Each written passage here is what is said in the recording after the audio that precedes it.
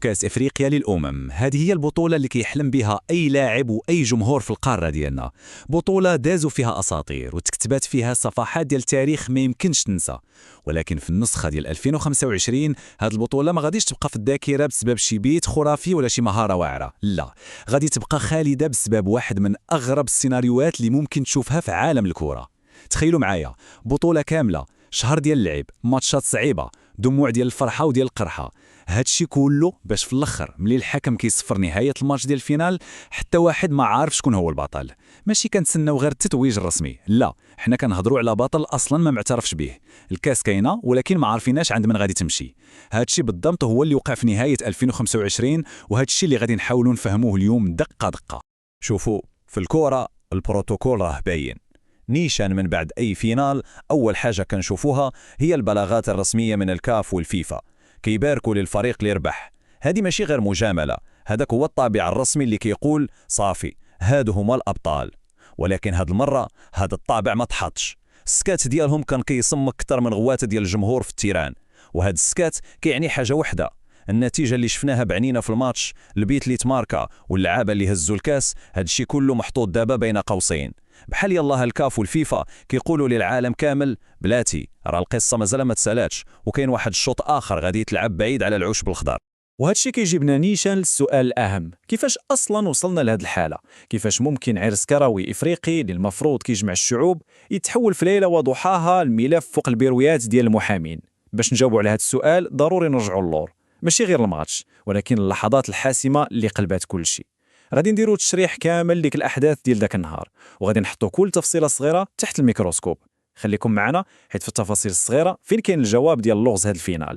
يلا نرجعوا بذاكرات لديك الليله. الملعب في المغرب كان كيغلب الجمهور، المدرجات كلها حمراء. الحلم ديال المغاربه باش يربحوا الكاس في بلادهم وقدام جمهورهم كان قريب اكثر من اي وقت اخر. وفي الجهه الاخرى عندنا السنغال حامل اللقب، جاي باش يدافع على التاج ديالو باسود ما كتعرفش تستسلم. ما كانش غير ماتش عادي، كانت معركه تكتيكيه بين جوج ديال المدارس كرويه كبار، بين اسود الاطلس واسود التيرانغا. توتر كنتي كتحس به في الهواء، وكل شيء كان عارف ان هذا الماتش غادي يدخل التاريخ، ولكن حتى واحد ما كان عارف باللي غادي يدخل التاريخ بهذه الطريقه.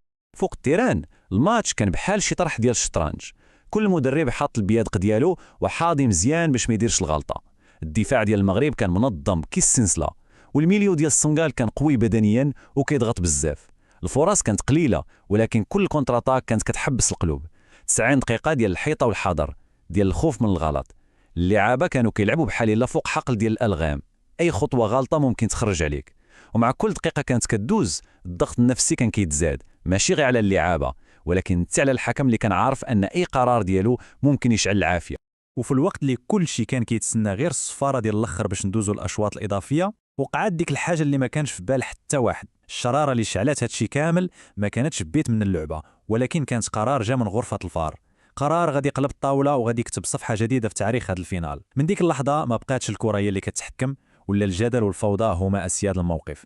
لحظه واحده هي اللي فرقت بين نهايه رياضيه عاديه وبين بدايه ديال ازمه قانونيه معقده اللي لحد الان مازال كنشوفوا التوابع ديالها. اجيو نفصلوا في هاد اللحظات اللي كانت مجنونه دقه بدقه. اول حاجه تدخل الفار. الدقائق الاخرى الكره في مربع العمليات كان واحد الاحتكاك، الحكم في الاول ما عطا والو ولكن الناس ديال الفار عيطوا ليه. الشاشه الصغيره ولات هي المحكمه ديال الماتش، ومن بعد ما شاف وعاود شاف وتحت ضغط كبير من كل الجوايه الحكم مشى نيشان لنقطه الجزاء. قرار دار واحد الروينه كبيره في الاحتياطي ديال السنغال. ثاني حاجه الانسحاب، وهنا وقع اللي ما كانش في الحساب. المدرب ديال السنغال وهو معصب بزاف عطى اشاره للاعيبه ديالو باش يخرجوا من التيران. تخيلوا معايا المنظر، فينال ديال كان والملايين كيتفرجوا وفريق كيقرر يخرج. هذه سابقه خطيره وضربه قويه للروح الرياضيه. ثالث حاجه الرجوع للتيران.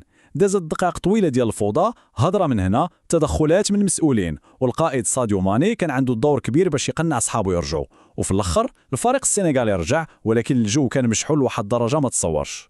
رابع حاجه محاوله بانينكا. ابراهيم دياز اللي عليه ضغط ديال الجبل تقدم باش يشوط البينالتي، وبلاص ما يشوطها بالجهد قرر يدير البانينكا، ديك اللمسه الساحره اللي خاصها قلب بارد وثقه عمياء.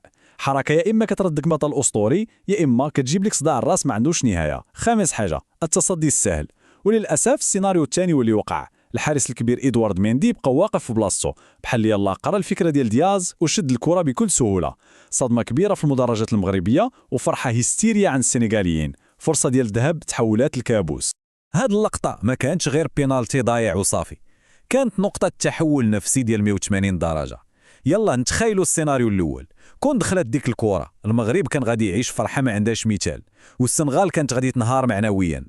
ولكن في الواقع وقع العكس، المغرب اللي كان على بعد ثواني من اللقب حس بواحد الصدمة وإحباط كبير، والسنغال اللي كانت تقريبا خرجت من الماتش رجعت فيها الروح وتنفخ فيها أمل جديد. بحال يلا الماتش بدا من جديد من ديك اللحظة، ولكن بالمعنويات مقلوبة. ديك الضربة ما ضيعتش غير بيت، ضيعت المورال كامل اللي كان عند المنتخب المغربي. الانهيار المعنوي ديال المنتخب المغربي بان دغيا فوق التيران. مع البدايه ديال الشوط الاضافي الاول السنغاليين ولاو هما اللي شادين اللعب بثقه كبيره، وبالدقيقه 94 مع واحد الارتباك في الدفاع المغربي اللي كان مازال عقله في البينالتي، بابيغي لقى راسو في بلاصتو وبواحد التسديده مركزه حط الكره في الشبكه. ذاك البيت كان بحال شي موس في قلب الجمهور المغربي، كان باين ان الرجوع في النتيجه من بعد هذه الصدمه المزدوجه غادي يكون شبه مستحيل. ذاك البيت كان هو النتيجه المباشره ديال التحول النفسي اللي وقع قبل منه بشويه. 1-0، نتيجة كتبان صغيرة في الأرقام ولكنها كبيرة بزاف بالأحداث اللي وصلت ليها. هاد النتيجة اللي تحسمات فوق العشب كانت هي الشرارة اللي غادي تشعل معركة أخرى، معركة قانونية في الكواليس اللي الفصول ديالها معقدة أكثر من الماتش براسو. هاد البيت الواحد ما كانش هو نهاية القصة، كان غير نهاية الفصل الأول منها. ملي الحكم صفر نهاية 120 دقيقة، اللعابة ديال السنغال احتفلوا واللاعبة المغاربة طاحوا في الأرض بالحزن. بالنسبة للعابة والجمهور القصة سالات، ولكن بالنسبة للجامعة الملكية المغربية لكرة القدم القصة يلا بدات. الصفارة ديال النهاية كانت هي إشارة الانطلاقة المعركة من نوع آخر، معركة ديال الأوراق والقوانين. الكأس اللي تهزت ديك الليلة ولات القيمة ديالها رمزية فقط، كنت تسناو شنو غادي تقرر اللجان ديال الكاف والفيفا. التحركات الرسمية بدات بالزربة. أولا الشكاية ديال المغرب، الجامعة ما تعطلاتش، وجدت ملف قانوني صحيح فيه التقارير والفيديوهات وكيركز على نقطة مهمة بزاف. الانسحاب المؤقت ديال الفريق السنغالي كيتعتبر خرق خطير للقوانين وأثر نيشان على النفسية ديال اللاعبة المغاربة وعلى السير العادي ديال الماتش. ثانيا تحقيق الكاف ما تجاهلتش الشكاية، بالعكس فتح تحقيق رسمي، وهذه بوحدها إشارة قوية كتبين أن القضية عندها وزنها. هذا الشيء كيعني أنهم اعترفوا بلي كاين احتمال ديال خرق القوانين. ثالثا دور المدرب، النقطة اللي ركز عليها الملف المغربي هي أن قرار الانسحاب ما جاش من عند اللعابة، ولكن جاء بأمر مباشر من المدرب ديالهم، وهذا الشيء على حساب القوانين ديال الفيفا كتعتبر تحريض وسلوك ماشي رياضي، والعقوبات ديالو ممكن تكون قاصحة بزاف. وأخيرا الخطاب الملكي، وفي عز هذا التوتر جاء الخطاب ديال الملك محمد السادس، خطاب حكيم ما دخلش في الجدل التقني، ولكن فكر كل شيء باللي العلاقات بين المغرب والسنغال وبين الشعوب الإفريقية كاملة راها كبر وأهم من النتيجة ديال ماتش كورة.